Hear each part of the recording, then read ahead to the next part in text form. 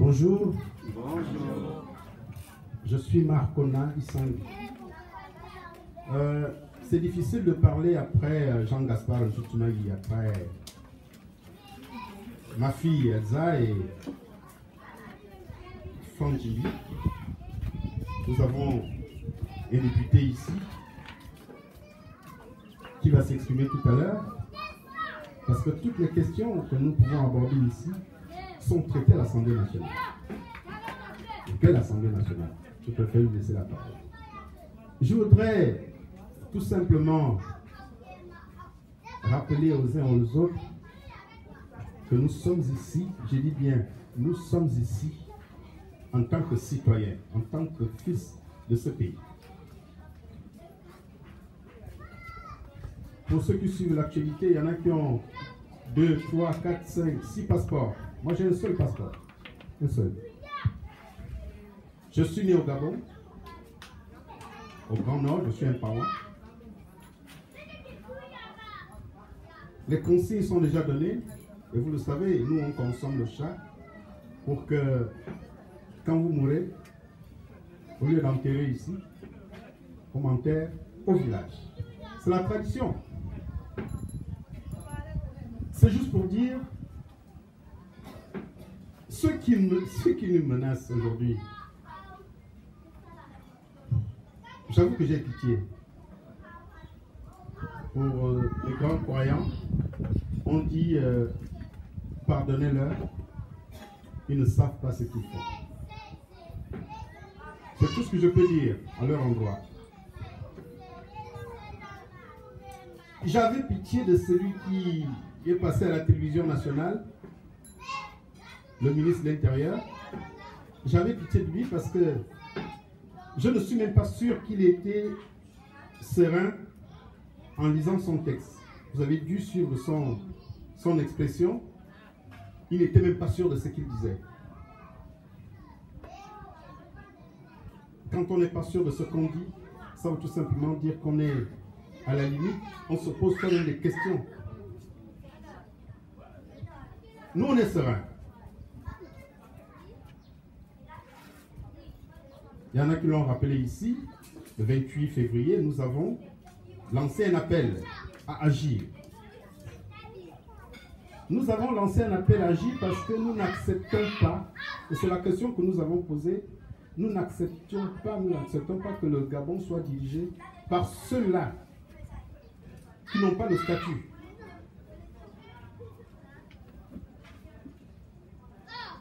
Le 27 août 2016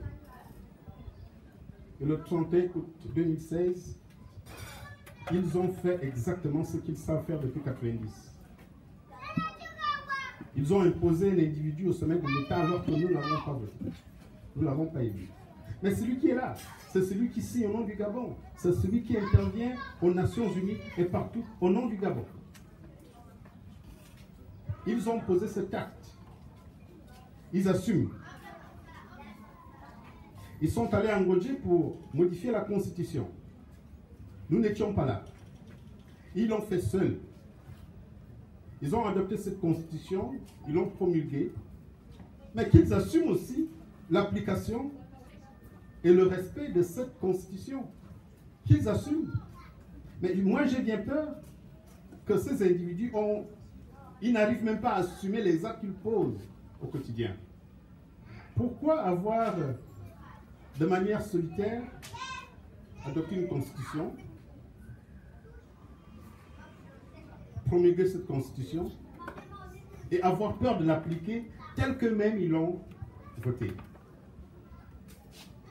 savez, en matière de loi, quand on regarde le circuit des textes, je parle sur le contrôle des députés, avant la promulgation, une loi fait d'abord le tour de ceux qui ont quelque chose à rajouter. Le tour. Gouvernement, Conseil d'État, Conseil des ministres d'abord, ça passe à l'Assemblée nationale, ça passe au Sénat. Et chacun donne son avis, s'il y a des modifications à faire, qu'un modifie. Après on dit que tout le monde a regardé, c'est bon, il n'y a pas de souci. On adopte. Et puis le président de la République, il promulgue. La promulgation veut dire que nous tous, nous sommes sous ce texte-là, c'est-à-dire elle s'impose à tous les citoyens. Cette loi s'impose à tous les citoyens. C'est ce que ça veut dire.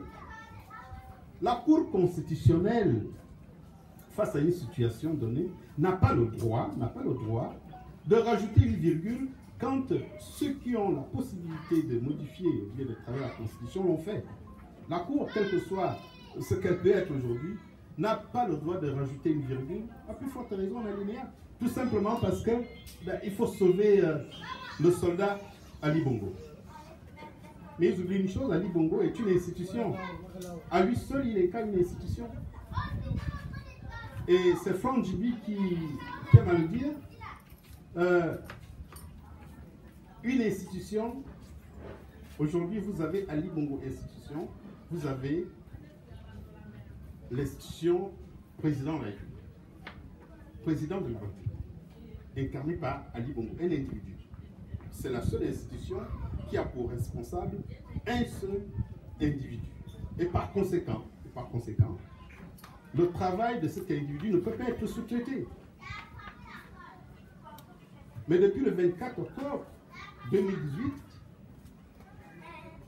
nous sommes face à des individus qui profitent de la maladie d'Ali Bongo pour nous imposer un mode de gouvernance qui n'a rien à voir avec ce que la Constitution a prévu. Et quand on leur demande, on leur demande d'appliquer la Constitution parce que le poste est vacant en haut, le pouvoir est vacant, la présidence est vacante. On leur demande tout simplement d'appliquer l'article 13 de la Constitution. Cette Constitution qu'ils ont eux-mêmes votée, promulguée. Ils ont du mal. D'où l'appel à agir. Nous devons agir pour qu'ils appliquent la Constitution.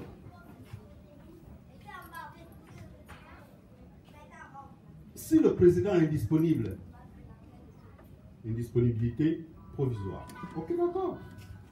Ça veut tout simplement dire que certaines décisions qui doivent être prises au sommet de l'État par ce même président, ces décisions ne doivent pas être prises. Par exemple, nous avons assisté à la nomination d'un Premier ministre pendant qu'on nous dit que le président est disponible, donc il est au Maroc. Il est disponible. Mais qui nomme le Premier ministre? Toutes ces signatures que nous avons vues circuler alors qu'Ali Bongo était encore au Maroc, indisponibilité, c'est-à-dire même les termes qu'ils utilisent, indisponibilité provisoire, mais ça les rattrape parce qu'ils sont même incapables d'appliquer cet alinéa qu'ils ont rajouté à la Constitution. C'est pour ça que nous avons décidé de nous lever. Nous sommes 10. Ça peut être vous aussi. Et chaque citoyen doit se dire, je n'accepte pas. Pour vous montrer que nous n'avons pas un pays autre que le Gabon. Et ce feu Grégory Mbalitsa qui nous disait, qui nous a appris, personne ne viendra faire le Gabon à notre place. Personne. Il n'y a que nous et nous seuls. Je vais vous prendre quelques exemples pour illustrer ce que j'ai dit. Je ne suis pas xénophobe.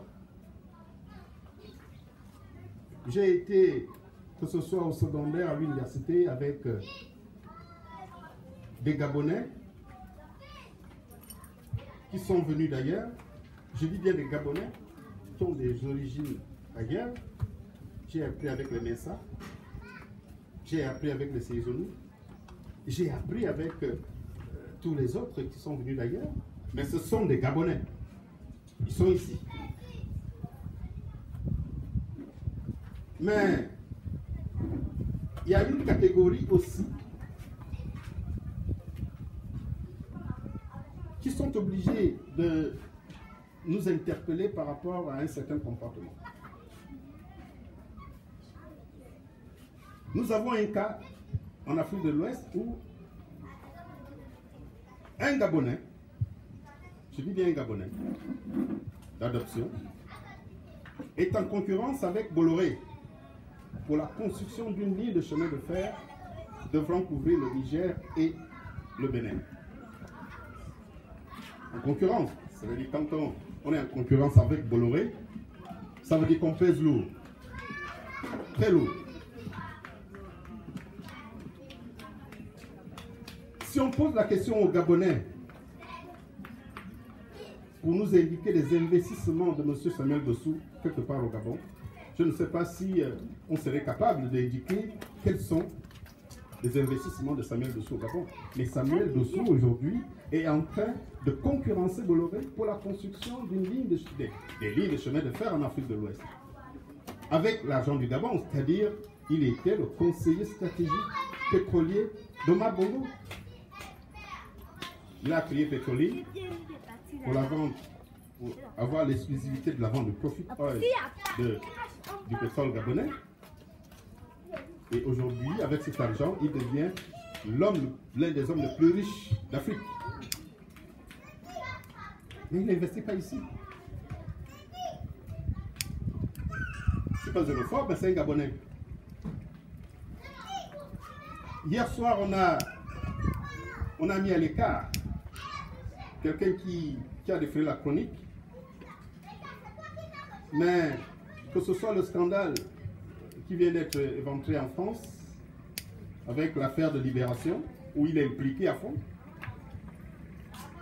que ce soit la chaîne de télévision qui est incriminée, mais personne ne présente ces investissements comme étant les investissements destinés au peuple gabonais. La preuve, il est intronisé roi dans son pays. Intronisé roi dans son pays, nous avons vécu cela.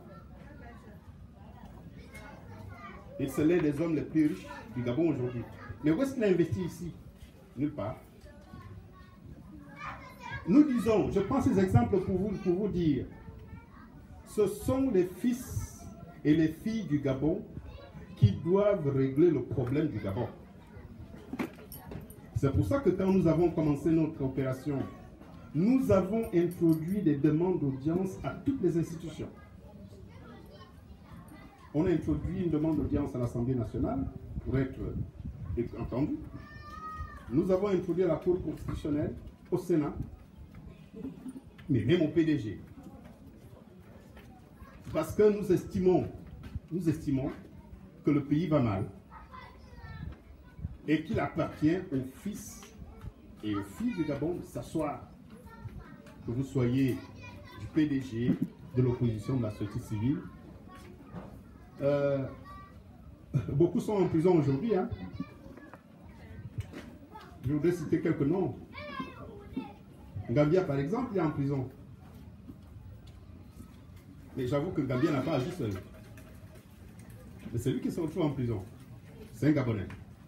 Mais ceux qui sont au cœur, je dis bien, ceux qui sont au cœur, les donneurs d'ordre de ces opérations, sont en liberté. Ils ne sont pas inquiétés. Mais il est en prison. Ngoubou est sorti. Il y en a d'autres qui sont en prison. Pour ne citer que ces quelques exemples qui devraient édifier les uns et les autres qui veulent s'accrocher au pouvoir de manière éhontée et en sacrifiant les vrais citoyens que nous sommes, nous qui disons contre vents et marées, nous ne laisserons jamais notre pays s'enfoncer dans la situation actuelle. Je terminerai par évoquer la situation que Jean Gaspard a relatée tout à l'heure. Je suis allé en 6e à quel âge? J'ai eu le bac à quel âge? J'étais boursier. L'âge n'avait jamais été la condition pour obtenir être boursier gabonais. Mais c'était la moyenne, c'est-à-dire on vous encourage à travailler. Une fois que vous avez la moyenne requise, vous êtes boursier. Alors, si on avait imposé ces mêmes règles à ceux-là qui sont en train de contraindre la formation de nos enfants, si on avait imposé ces mêmes règles, est-ce qu'ils seraient là où ils sont aujourd'hui? Ceux qui prennent ces décisions. Si on avait dit à l'époque que pour avoir la bourse, aller faire des études au Canada, en France, partout, il fallait avoir moins de 19 ans, vous pensez que beaucoup seraient serait sorti du Gabon à l'époque? Non. La vocation d'un pays, c'est de former l'élite. La santé, l'éducation et la formation n'ont pas d'âge, n'ont pas de sexe, n'ont pas de couleur. Quand vous êtes citoyen d'un pays, ce pays a le droit de vous protéger à tous les niveaux. Les pays qui l'ont compris donnent même des primes à ceux qui ne font rien, c'est-à-dire vous êtes chômeur à la maison, mais chaque fin du mois, vous percevez quelque chose parce que le pays vous doit cela, on vous donne quelque chose. Regardez le traitement qui est infligé à nos retraités, ceux qui ont rendu les bons et loyaux services à ce pays. Regardez comment on les traite chaque fin du mois, chaque fin de trimestre. Beaucoup sont obligés d'aller faire la queue, beaucoup sont obligés d'avoir des AVC, tout simplement pour obtenir le maigre revenu qui doit leur revenir de droit. Ils ont fini de tuer nos retraités. Là, ils s'attaquent à nos enfants, la progéniture, au Gabon de demain. Et nous sommes là, on croise les doigts, on observe. Mais nous, on a dit, nous ne serons pas ces Gabonais qui vont regarder ce génocide intellectuel, culturel, sanitaire. Non. Par ceux-là qui ne rendent aucun service à l'État gabonais. Aucun service. Ils profitent des ressources générées par notre sous-sol. Ils profitent de la force de travail des Gabonais pour s'enrichir et pour mater, pour sacrifier notre jeunesse. Nous nous disons non. Ils nous ont menacés hier, mais je rigolais. Je rigole parce que je pense que c'est eux qui sont mal à l'aise, ce n'est pas nous. Droit dans nos bottes, nous sommes venus ici. Nous allons continuer demain à la Chambre de commerce et nous les attendons. Je vous remercie.